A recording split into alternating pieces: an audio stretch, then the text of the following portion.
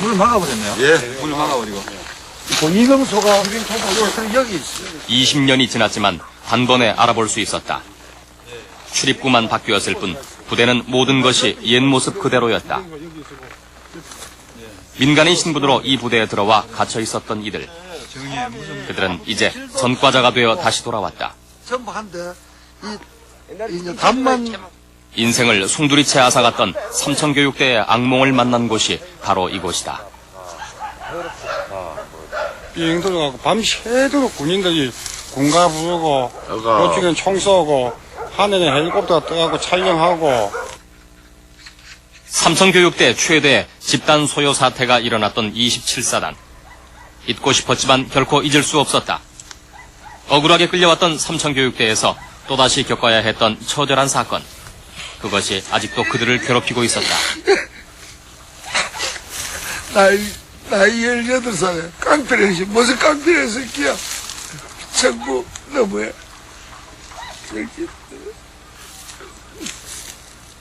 이제 두 번 다시 이 사회에서 이런 일이 두 번 다시는 안 일어났으면 좋겠습니다. 정치하는 사람들 각성해야 되고요. 아무리 힘없고 배운 거 없다 하지만 이렇게 너무 무시하고 철진지하게 이렇게 밟아서는 안 된다고 저는 생각합니다. 두 번 다시 이런 일 없어야 되겠지.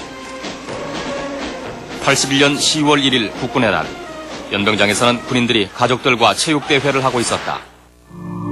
감호생들에겐 밖을 내다보지 말라는 지시가 떨어졌다. 그러나 누군가 그 명령을 어기자 술에 취한 군인이 감호생을 구타하기 시작했다.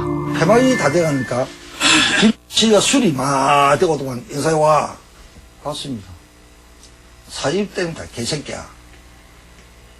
솔직히 군대 생활하면 내보다도 나도 중사로 제대로 했는데요.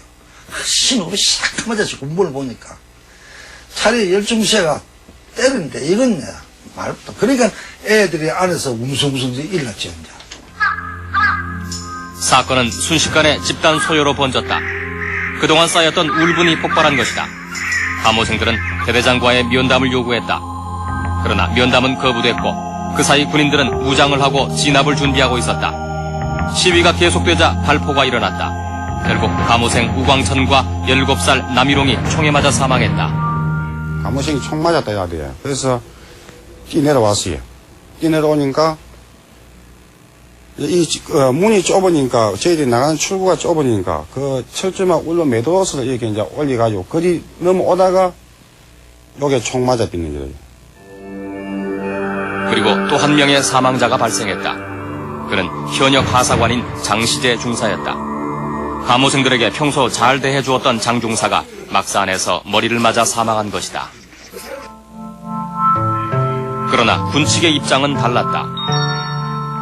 PX를 탈취해 술에 취해 흥분한 우광천이 먼저 쇠파이프로 장시재 중사를 숨지게 하자 장환생 병장이 위기의식을 느끼고 두 사람에게 총을 쏘았다고 했다. 정당방위라는 것이다.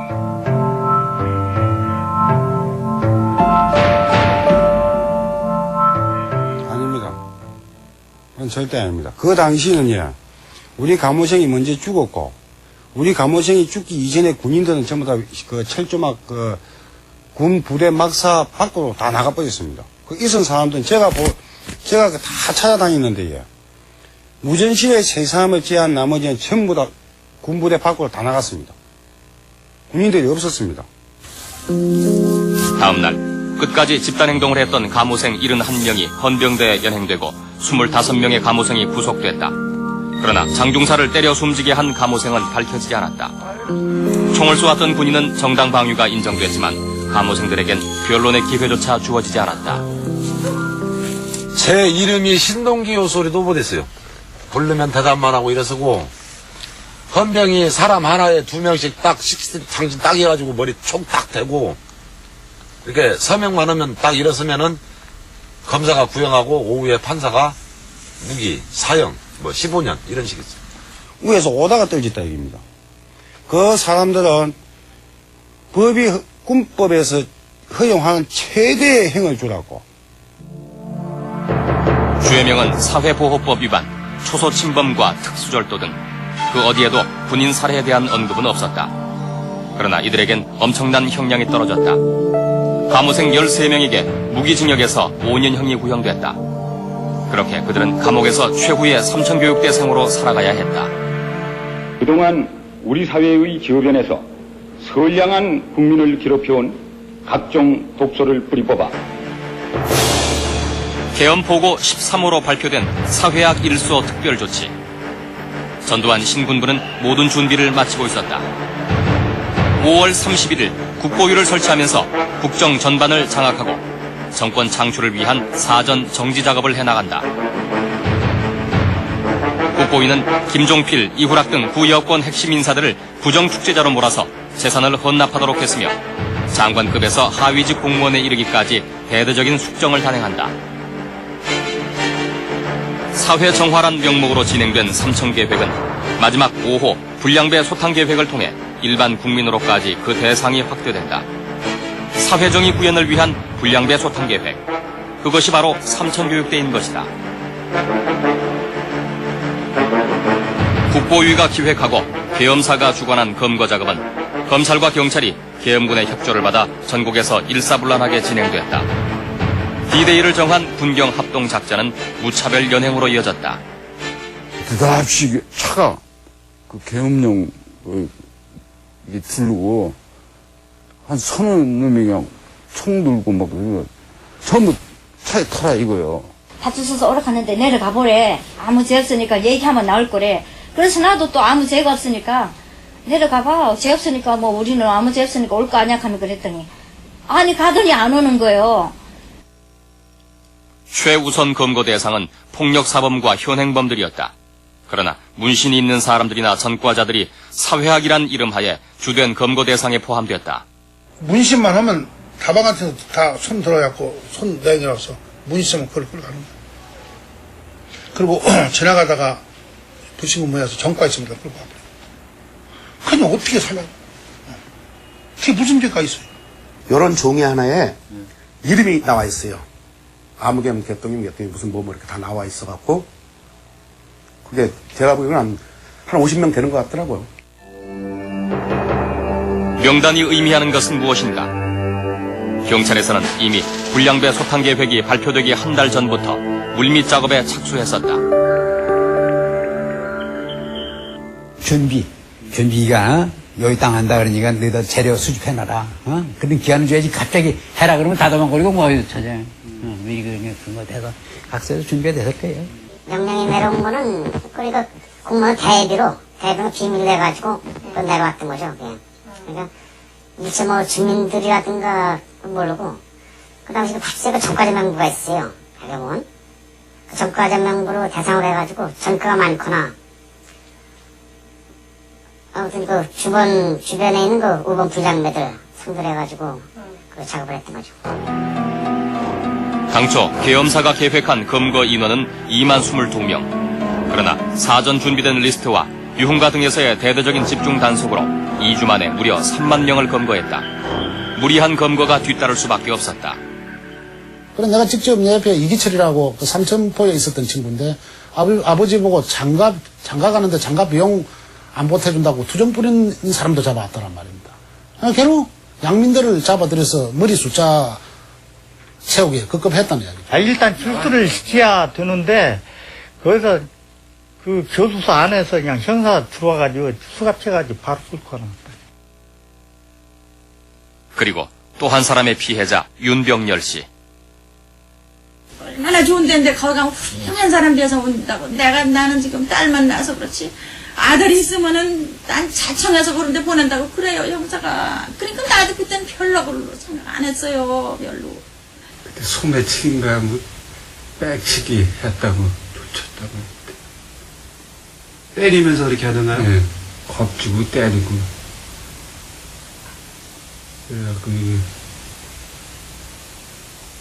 백은 어쨌냐고 그래갖고 저수지에 갖다 버렸다 그랬고 태웠다 그랬고 사전영장 발부하다 한 것도 아니고 그랬던 거죠. 근데 인권 침해 소지가 상당히 그 당시에도 우려가 되면서도 상부 지식 때문에 뭐 거의 따를 수밖에 없었던. 사전 영장 없이 진행된 초법적이고 무리한 검거. 거기엔 경찰 간의 실적 경쟁이 작용했다. 마포소 형사가 나한테 직접 그 얘기를 합니다. 그때는 활당에 나와서 이현수가 어쩔 수 없었다. 노동사이고 뭐이고 활당에 나와서 자기 눈에 거슬리는 걸 다 잡아야지 도리가 없었다고. 이 남자는 그때 그 A급 7만 원 받았거든요, 형사들이요. B급은 아무나 잡으면 5만 원 받습니다. C급은 3만 원 받아요.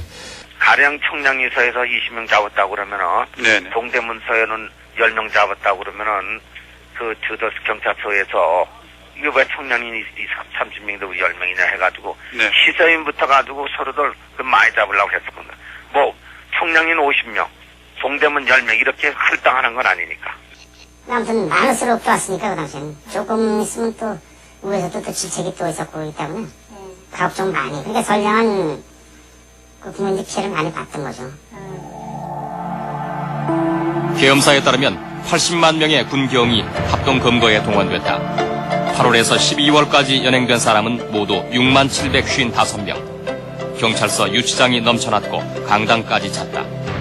그러나 이들에겐 또 다른 운명이 기다리고 있었다. 연행된 사람들은 군, 검찰, 경찰, 지역유지 등으로 구성된 심사위원회에서 등급분류 심사를 받았다. 그러나 심사는 형식적이었다. 이름이 뭐냐? 그럼 명도환입니다. 아무 그것도 없습니다. 나는 제명도 모릅니다. 그러니까 B급 그러더라고요. 그래서 따라서 하라고 그러더라고요. 옆에서 B급 하라고. 그럼 B급 그러니까 내려가. 이름을 부르면은 그 심사장 안으로 들어가서 한 사람씩 그 서라는 곳에 피고인이 서듯이 서죠. 서면은 거기 서서 수사과장이나 수사계장이 그 재상을 낭독하죠. 자기들이 미리 그 재상을 날조해온 그 재상을 이제 낭독을 하면은 그것을 연행자들은 4등급으로 분류됐다. 전과 2범 이상은 A급으로 분류돼 군사재판에 회부되거나 검찰에 구속 송치시켰고 D급은 바로 훈방됐다. 그러나 문제는 B급과 C급이었다. 이들이 바로 삼천교육의 실질적인 대상이 돼 순화교육과 근로봉사를 받아야 했다. 등급분류 심사는 초스피드로 진행됐다. 변론의 기회는 전혀 주어지지 않았고 주로 경찰 조서에 의해 등급이 분류됐다. 경찰서 심사 같은 건 없었고요. 교육대로 이제 가는데 그 서류에 보니까 그 서류에 그냥 그 도장을 이만하게 B자로 새긴 도장을 갖다 제 이름 위에다가 B자라고 써놓은 걸 제가 봤죠. 경찰서 조서를 받고 또 검찰서 가서 검사 앞에 서기관 앞에 사적 심리를 받는다든가 또 거기에 어떤 잘못된 부분이 있으면은 잘못되었다고 불복이면 불복이라고 얘기할 수 있는데 전혀 그렇게 얘기할 수도 없고요.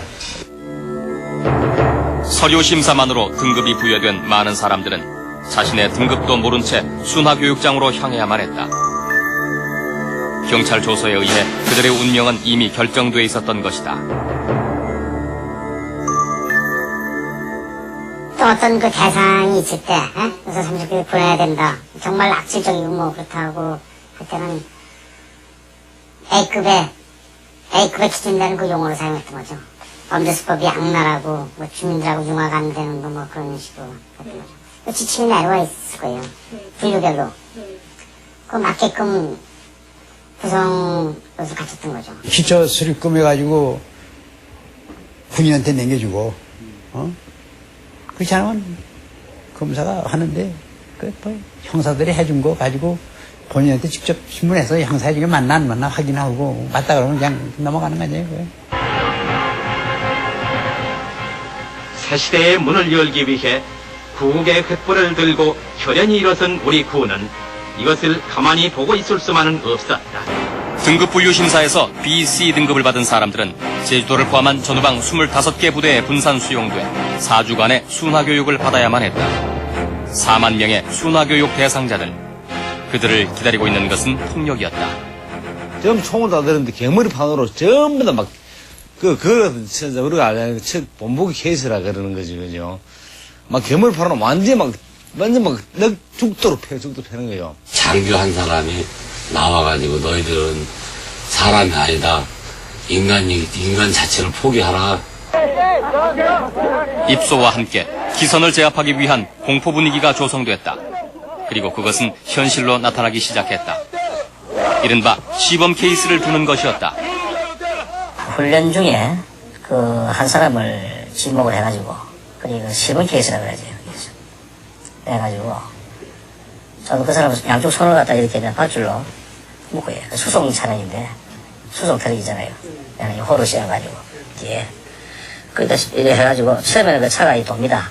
제명량을 우리 보고 잘 보래요. 속도가 빠르면 일어설려다 엎어지거든요. 엎어지면 이 앞면까지 다 나갑니다. 그걸 걔들한테 하더라고요. 근데 우리 훈련받는 것보다 속도가 빠르더라고요. 그러니까 못 일어나죠. 계속 넘어지죠. 끌려다니죠. 그럼 끌려다니면 오시고 뭐고 다 해지죠. 아무것도 없는 산에 깎은 바닥인데. 교육생에게 인권은 없었다. 조교나 교관들은 죽여도 좋다는 식의 위협을 공공연히 했다. 나를 질상에 두들겨 패면서도 하는 얘기가 뭐냐 하면은 너 하나 죽이고 양명지 석장이면 끝나. 양명지지요. 양명지 편지 쓰는 그 종이. 너 죽여봐야. 저거 죽어봐야. 송판떼기 6,000원짜리 하나만 사면 대피밥도 안 밀고 하는 거. 6,000원짜리 하나 사갖고 그다 못질해갖고 집에 보내보고 탁송해보고 사고 내용은 교육도중 병이 나서 죽었으면 하면 물 끝이라. 삼천교육대, 그것은 준비된 사업이었다. 수개월 전부터 해당 부대에서는 막사 등 교육장 시설을 갖추었을 뿐 아니라 유단자들을 조교로 차출해 별도 훈련을 시켰다. 그리고 그들에겐 대량의 몽둥이가 제공됐다. 처음에 병력이 들어오기 전에 벌써 가장 악질적인 순화가 안 된 악질적인 사람들만 들어오니까 혹독하게 다루지 않으면은 니네들이 잡힐 수도 있다. 그래가지고 오자말자 그 부대에서 공병대에서 꽃갱이자루 참나무로 되어 있거든요. 공병 꽃갱이 다지 추럭이라 그러죠. 1.5톤 추럭에다가 실어다 주더라고요. 그러니까 그걸 조교들이 그걸 하나씩 다 들고 다녀요. 케이스들이 들을 거니까 전방에 무조건 순화 계획 들어오고 전방에 이 김치 구축 사회 먹을 거니까 만약에 말 안 넣으면 이게 빠따로 생각한다. 군대 말을 빠따. 형식적인 규율은 존재했지만 무의미했다. 군인들에게 서약서나 수칙들은 지켜지지 않았다. 조교들의 명령이 곧 법과 규칙을 대체했다. 실제적으로 내무반 안에서 행해진 매일 그 일석조모 때마다 우리가 암송하고 암기하고 우리가 매일같이 숙지한 거는 정말 수련생 수칙이 제가 지금도 기억나는 거는 뭐 주면 주는 대로 먹는다. 뭐 때리면 때리는 대로 맞는다. 내가 물어봐 질문해가지고 답변이 틀리는가. 이럴 때는 명상이고 덕고 인간이야 개. 우리가 말하는 지금 현재 사회에서 말하는 개 키우고 있던 거지. 개 키우고 뭐 기절은 죽든 그 시간만큼은 그래서 죽어나가는 사람도 있었던 거고. 순화교육은 가혹했다. 심한 훈련으로 많은 사망자가 난 33사단. 총무는 맞는데 다리 있는 유리 생겼거든. 윤옥자 씨와 박춘화 씨는 이곳에 아들과 남편을 보냈었다. 그러나 그들은 온전하게 퇴소하지 못했다. 집에 오니까 각혈을 해요. 얼마나 두들 팼든지 피를 덩어리로 각혈하니까 이것들이 하도 하니까 내보냈는 거예요. 한 번은 막 기침을 하면은 진짜 세수따라 반세수 때 피가 나오는 거예요. 그날 저녁 잘 먹고 엄마 내가 갔다 올게. 얘 왜 가니? 그래 가지 마라. 죄 없는데 가면 어때요? 그렇게 하고 갔습니다. 그렇게 하고 가던 날 만에 신체를 받았어요. 가혹한 구타 뒤에는 지휘관들의 직접적인 동료가 있었다고 한다. 이 중에서 말 안 들고 쉽게 말하면 반항한 놈이 있으면 사살해 좋다. 뭐 사살한 표현은 확실히 모르겠습니다. 그거는 사단장이에요. 말 안 들으면 기자가 쏴주기 좋다. 그런 식으로 이야기를 한 걸 기억해요. 특수교육대에서는 더욱 잔혹한 집단폭력이 가해졌다. 2명 이상은 집어넣질 않아요.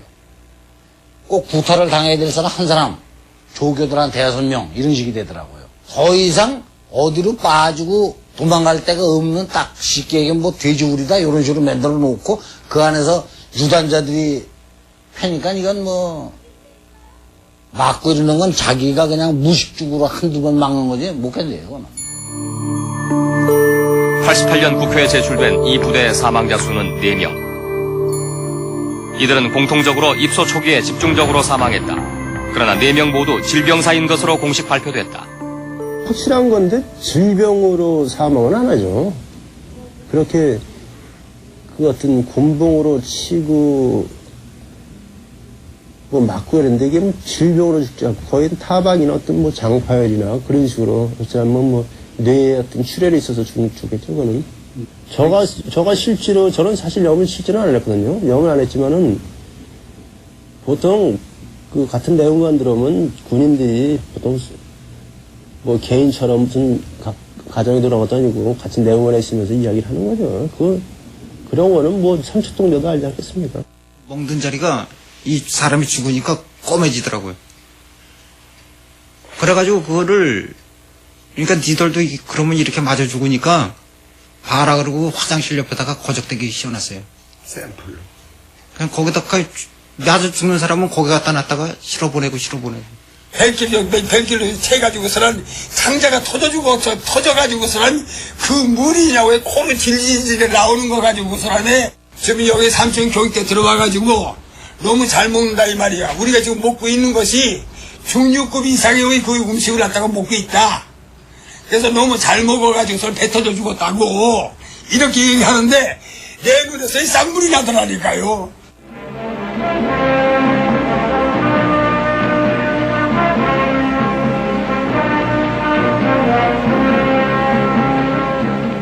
잠자리에 들어서야 살아있음을 확인했다는 순화 교육생들. 그러나 언론은 한 줄의 진실도 보도하지 않았다. 심지어 연출이 그 자리를 대신했다. 지금부터 할자복이나 문신 입고 그런 새끼들 앞으로 딱 나와 그런다고 선착순 빨리빨리 나오라고 한다고요. 집합시키면 일단은 일렬로 서 있잖아요 사람들이. 그러다가 나오라 그러면 딱 나와가지고 이제 저희 같은 경우 그런 경우가 있으니까 빨리 나가야 될 거 아닙니까. 그럼 봐가지고 조금 더 심한 놈은 더 앞으로 세우고 좀 덜 심한 놈은 좀 뒤로 세우고. 악의 상징처럼 꿈틀거리는 문신, 공갈 협박에 톡톡이 한 몫을 했던 칼자국 등이 이들은 지금 한없이 부끄러울 뿐이다. 문신이 있는 사람을 그 목동 체조할 때 최고 앞에다 내세워요. 내세우고 안 나오려고 하면은 그 당시 하랑 담배를 몇 값씩 주겠다. 이 기막힌 사실을 여러분은 어떻게 생각하십니까? 반성이 강요되기도 했다. 저는 눈물을 흘리고 반성합니다. 눈물에는 여러 가지 눈물이 있습니다. 저는 여기에 들어올 때 슬픔과 증오의 눈물을 흘렸습니다. 지금은 자매의 눈물을 흘리고 있습니다, 여러분. 이들은 사회정화 운동의 주된 대상이었다. 그리고 계속해서 삼천교육대로 내몰렸다. 한 달여 동안 12,900회의 사회정화 결의대회가 열렸다. 마침내 전두환 국보위 상임위원장이 9월 1일 99%의 경의적인 찬성률로 11대 대통령에 당선됐다. 제11대 대통령으로 선출해 주신 통일주체 국민회의 대의원과 군문에서 터득한 귀한 체험을 통해 악몽 같은 순화교육이 시작된 지 4주 후 1차 순화교육 대상자 9,600명이 대대적인 환영을 받으며 퇴소했다. 수련장을 떠나는 날 몇 푼 안 되는 돈이지만 선뜻 방위성금으로 내놓을 만큼 이들은 몰라보게 달라졌다. 이 얼마나 대견한 일인가. 4주 교육이라고 하는 것은 못을 박았어요. 4주만 교육을 받으면은 모두 다 석방이라고 그랬어요. 모두 다. 4주만 교육을 받으면은 모두 다 석방이 되고 그리고 정가가 있는 사람들은 정가를 다 말소시켜준다는. 부대장뿐만 아니라 사단장까지도 그 이야기를 했죠. 성실하게 교육받으면 교육받는 만큼 빨리 내보낸다. 4주 교육 후 사회로 복귀시킨다는 약속은 지켜지지 않았다. 퇴소증 대신 날아든 것은 근로봉사 지원서였다. 한 막사에다 몰아넣어가지고 군인이 와서 쭉 종이 조끼를 주는데 보니까 지원서라고 썼더라고요. 지원서 해놓고서 나는 국가를 위해서 헌신 근로봉사 6개월을 지원합니다. 그거는 저들이 그렇게 해야만이 나중에 어떤 근거를 남기기 위해서 뭐 반강제를 띄던 그때는 총불을 겨놨으니까 한마디로 총불을 겨누면서 이 새끼들 전부 찍어 했으니까. 이른바 B급. 이들은 전방 20개 부대로 또다시 이동 배치돼 수용됐다. 그리고 진지구축, 전술도로공사 등의 군부대 노역에 강제 동원됐다. 국토건설단은 복무기간이 1년이며 군대와 똑같은 대우. 근로봉사대는 62년에 발족한 국토건설단에서 차관됐다. 노동력 확보를 위해서 병역 미필자를 대상으로 실시했던 국토건설단은 69년 3차 모집에서 폭력배와 치기배를 대상으로 실시됐다. 말은 근로봉사지만은 노역이죠, 노역.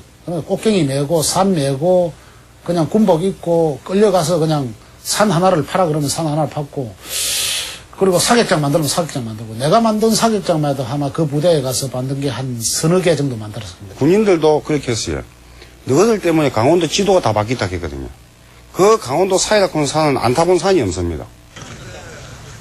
그리고 근로봉사 과정도 순화교육과 성격이 다르지 않았다. 근로봉사는 가혹행위를 대신할 명분에 불과했다.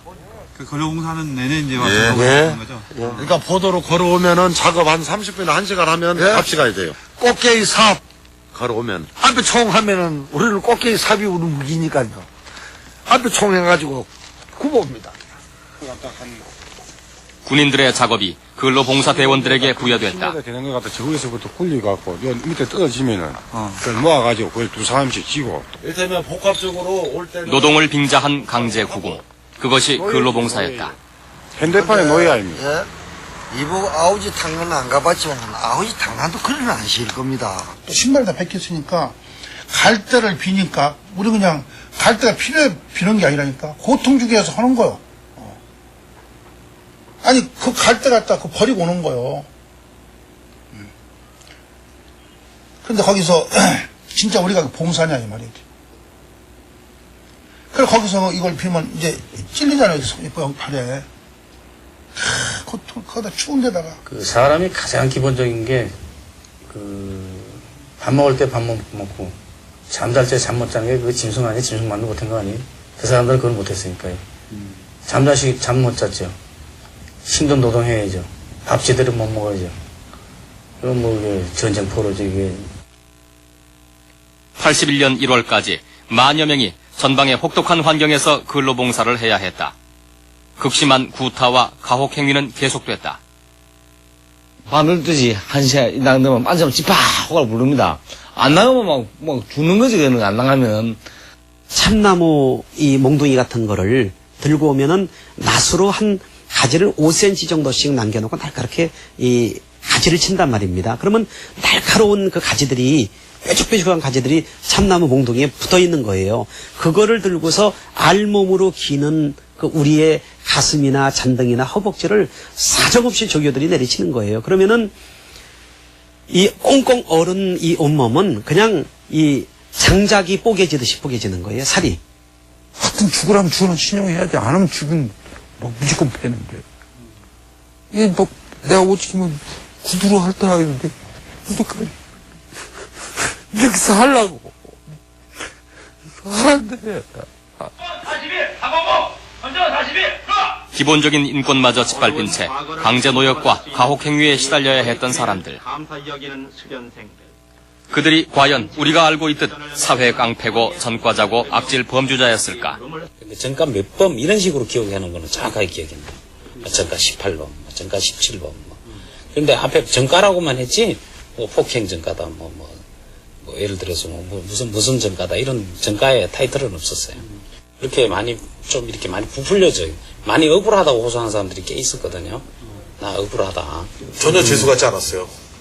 사람들이 저는 교도에서 온 줄 알고 좀 살벌하겠다 이렇게 생각했는데 뭐 양복 입고 추리닝바람 뭐 이런 사람들이었어요 전부. 그리고 어떤 사람들은 진짜 내가 딱 봐도 농사 짓는 사람 같은 사람들. 사실은 무서운 사람도 있었고 막 온몸에 문신한 사람들 이런 사람도 있었고 근데 더 평범한 사람들이 더 많았던 것 같아요. 없어요. 폭력배가 어디가 있어요. 폭력배 그런 건 다 미리서 알고 다 경찰하고 다 찍고 짜고 다 나가버리고 뭐 그거 들도 안 했어요. 여기 사진에 있는 분들은 지금 어떤 분들이시고요? 전부 그 주목 계통에 계시는 분들입니다. 전부. 예외적으로 청송감호소까지 3년을 갔다 온 주목계의 원로급인 조일환 씨. 그의 연행 자체가 홍보수단으로 이용될 정도였다. 68년 3,000명의 A급 폭력배로 구성된 제주도 국토건설단에도 갔다 온 조 씨는 삼천교육대에는 폭력배들이 결코 다수가 아니었다고 말한다.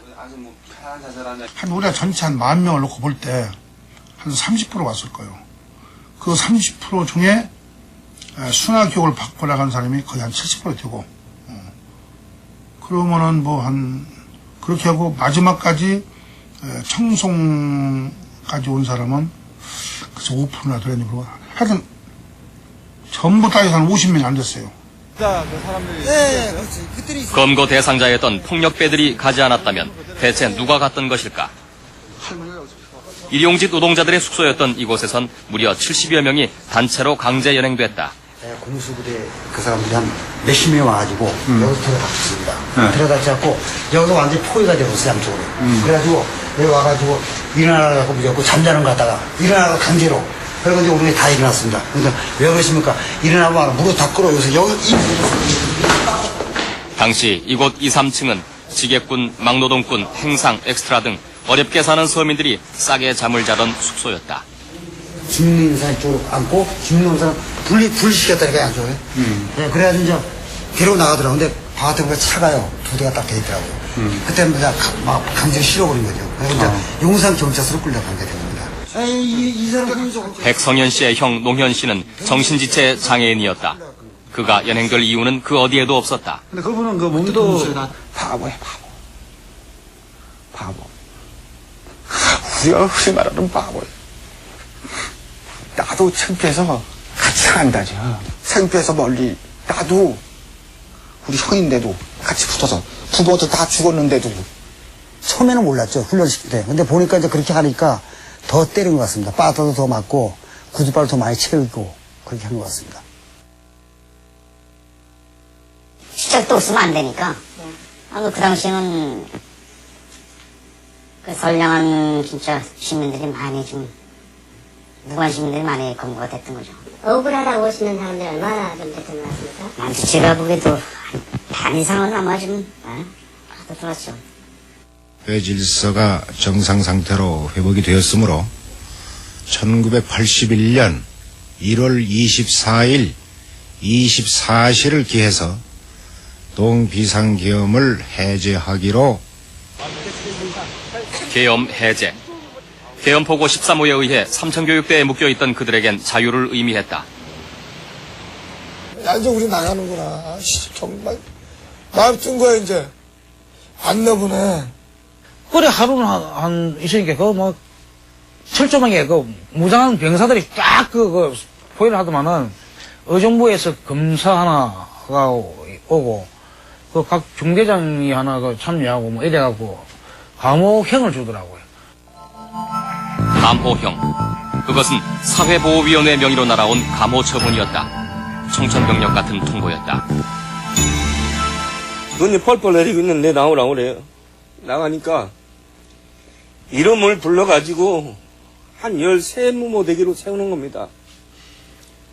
세우더만 군인 중령인가 올라가가지고 여기는 1년, 여기는 2년 모대기를 이렇게 나눠놓고 여기는 3년.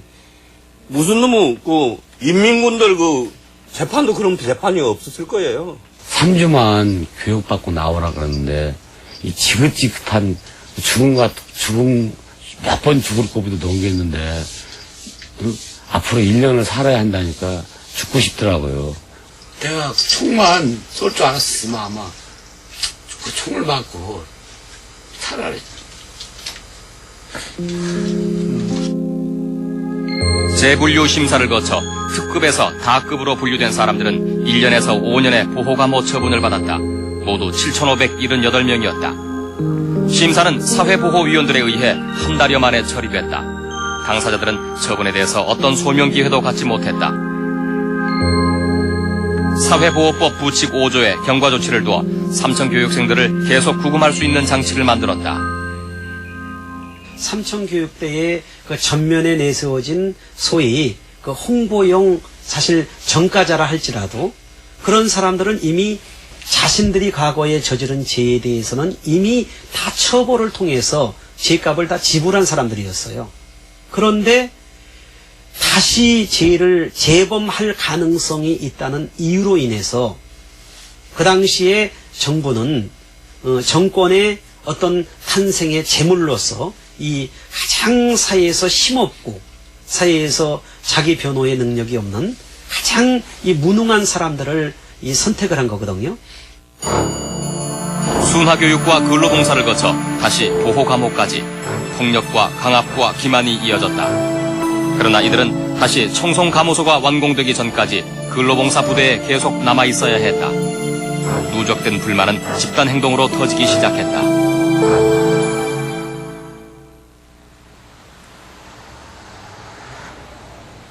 81년 6월 어린 아들을 업고 첫 면회를 다녀온 김선엽 씨는 일주일 만에 남편의 사망 통지서를 받아야 했다.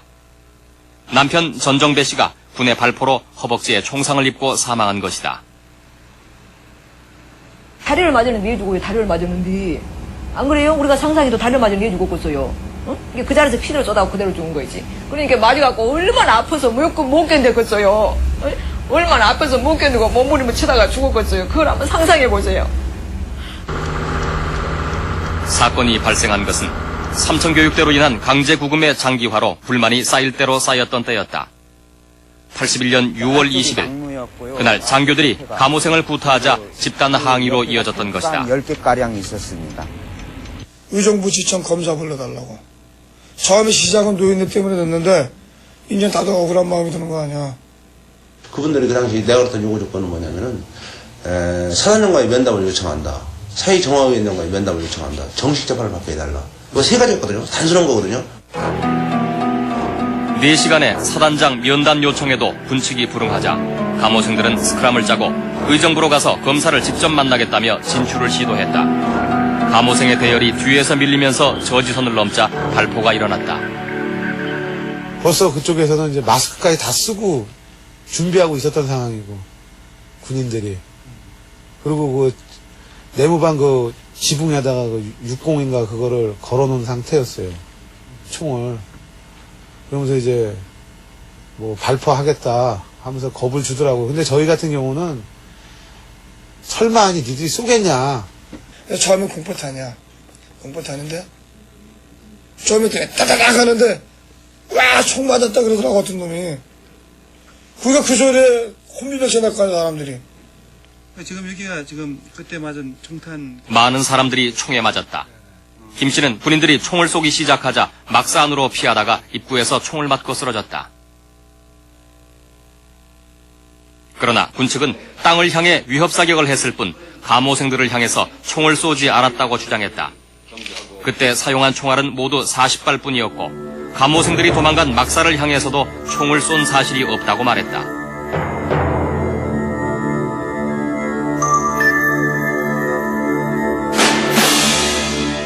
막사는 총을 쐈으니까 막사 뚫고 들어가지 총알이.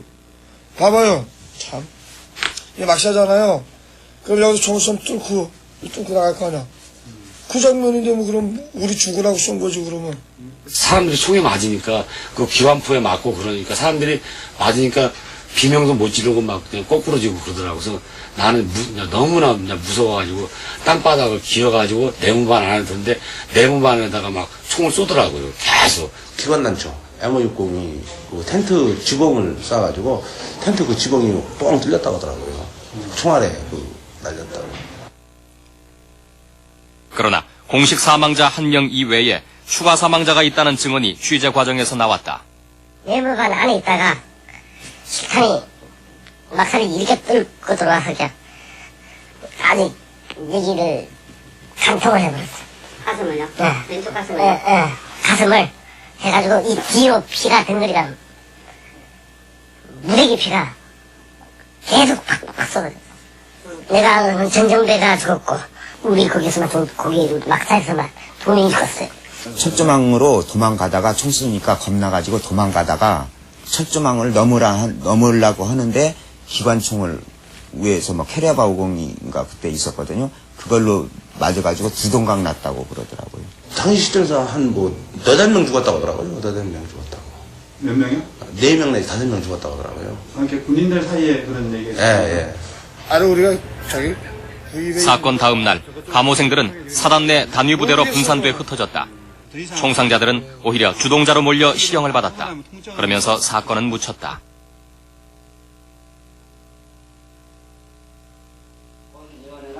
알겠습니다.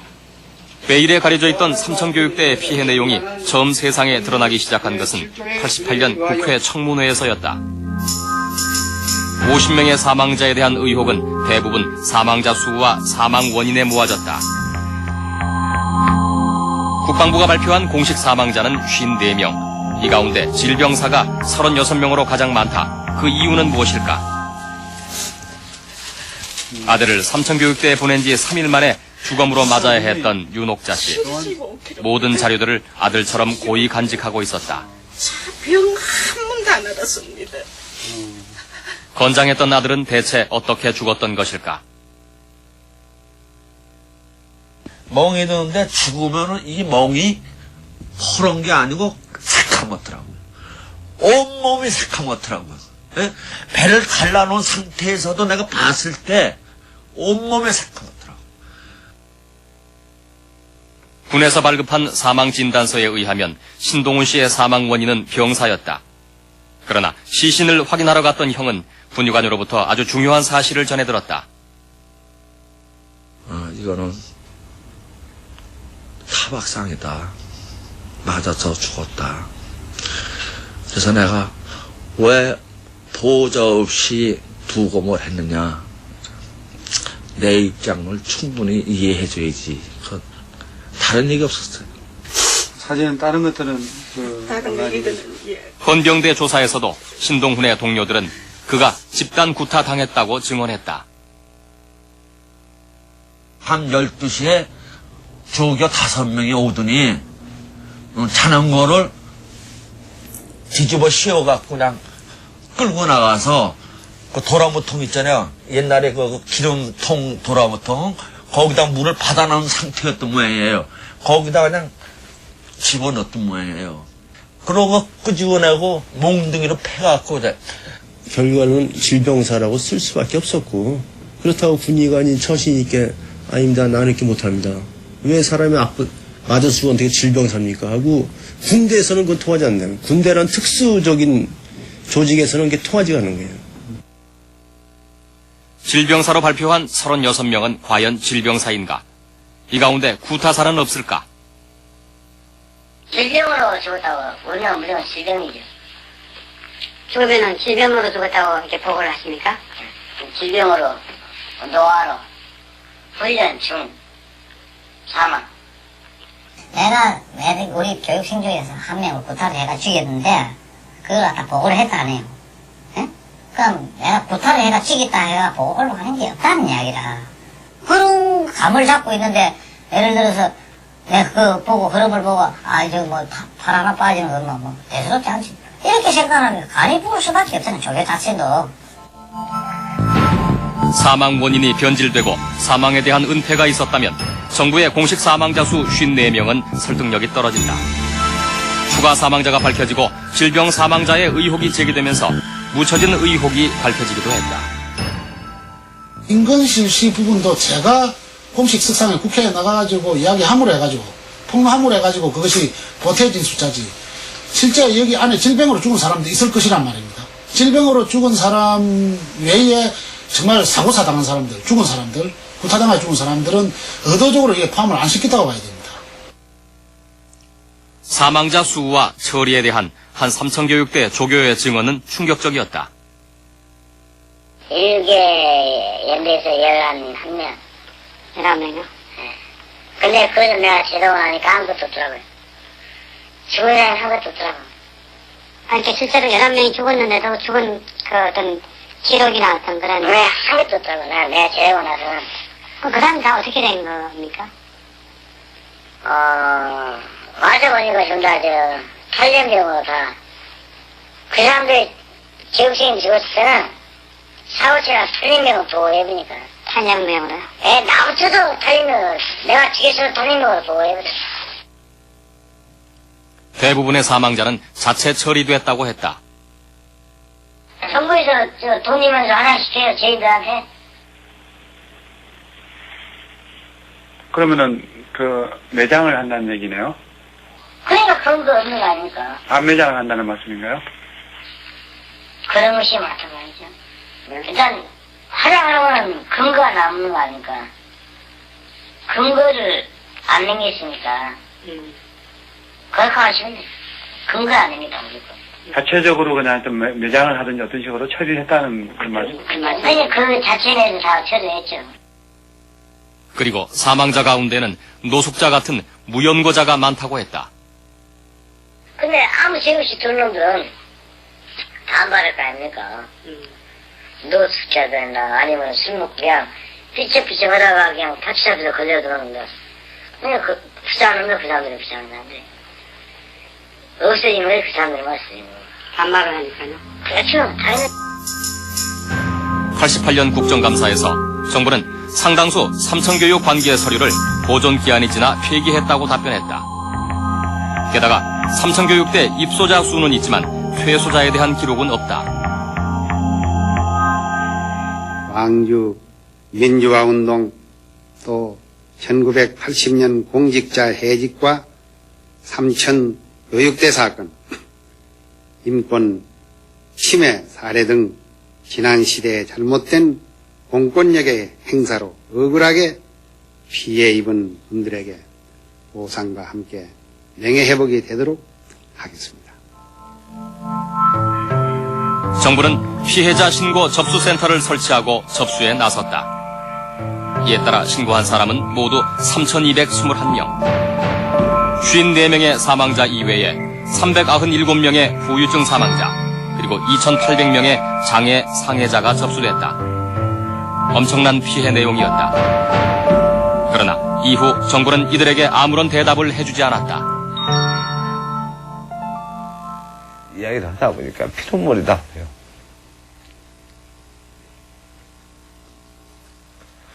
지금도 저녁이면 내가 개버린 2알씩 아니면 잠 못 잡니다. 진짜 그래요. 그래도 누구한테 하소연을 합니까? 엄마를 합니까? 그거 갔다 왔고 이렇게 두드려 맞고 온몸이 졸리고. 사람을 일생을 이렇게 버려놨는데 애미가 이러고 어떻게 이 가슴이 풀려요? 안 풀려요? 죽어도 썩지도 않을 것 같아 지금 생각하면. 죽어도 썩지도 않아. 길 가는 사람 행인 뺨한대 안 때리고 도로변에 침 한 번 안 맞고 그래가 잡혀갔습니다. 그런데 1년 몇 개월 동안 갔다가 거기서 보내고 내 아주 젊은 청춘입니다. 혈기가 왕성할 때에 20대 초반에 잡혀갔습니다. 거기서 나오니까 30대가 훌쩍 넘어있습니다. 내가 제일 짚고 들어가고요. 그랬으면 억울하지도 않고 아무렇지도 않아요. 내가 자기네들한테 마약 그것도 없어, 권리도 없습니다.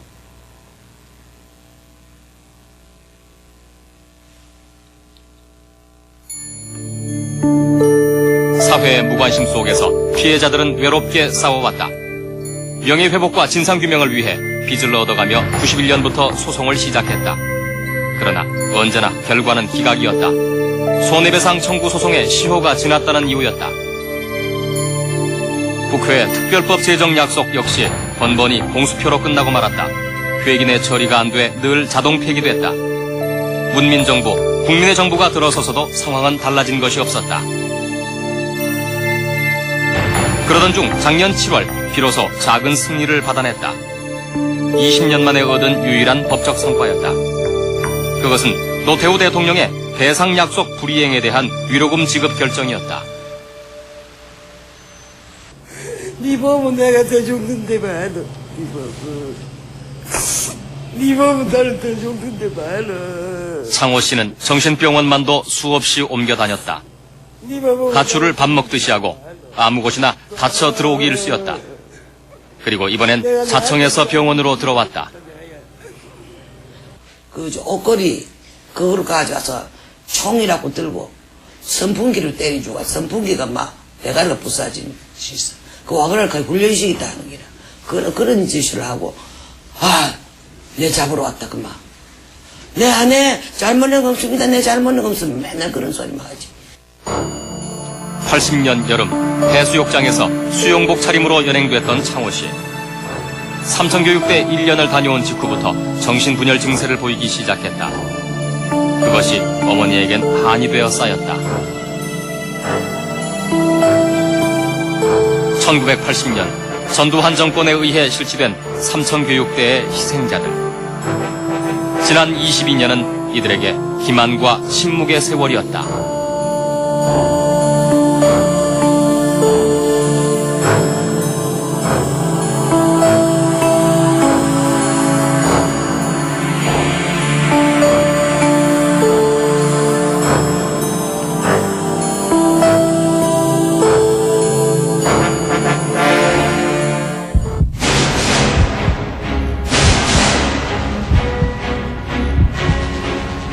유독 심한 적이 없습니다.